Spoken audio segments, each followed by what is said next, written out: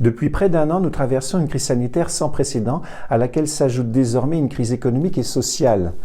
Elle met en lumière la richesse et l'importance de nos services publics et celle de ses agents qui s'engagent au quotidien pour l'assurer. Personnel soignant, du corps médical et bien d'autres encore sont en première ligne face à la pandémie. Après des mois de dépassement, ils méritent notre gratitude la plus totale. L'engagement des agents de la ville a également été remarquable.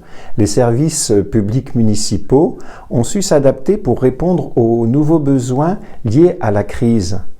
Leur engagement illustre les valeurs du service public, sa continuité et sa grande capacité d'adaptation.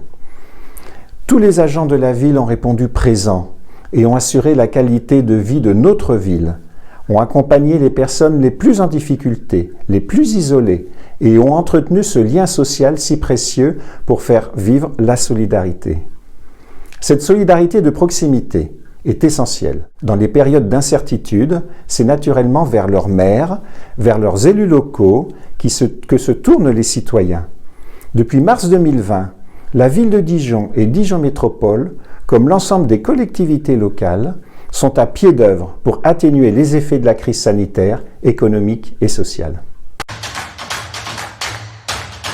Dans le domaine social, la ville de Dijon, très tôt, a mis en place un plan de mesure de 1 300 000 €. Le budget des aides financières du CCAS a été augmenté, la tarification pour les familles les plus modestes a été revue à la baisse, les aides aux licences sportives ont été augmentées, le dispositif de bourse municipale étudiante a été élargi. Un fonds métropolitain de soutien aux entreprises et aux commerces en difficulté a été mis en place. Elles peuvent percevoir jusqu'à 15 000 € d'aide financière directe. Dans le domaine sanitaire, Dijon s'est largement engagé pour déployer tous les moyens nécessaires pour limiter la propagation du virus. D'abord avec l'achat et la distribution de masques gratuits à la population, et ensuite en mettant des dispositifs d'ampleur pour permettre la campagne de vaccination.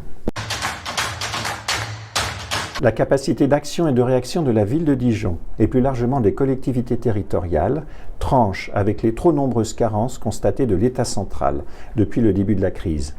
Celui-ci devra à l'avenir davantage consulter et faire confiance à l'échelon local.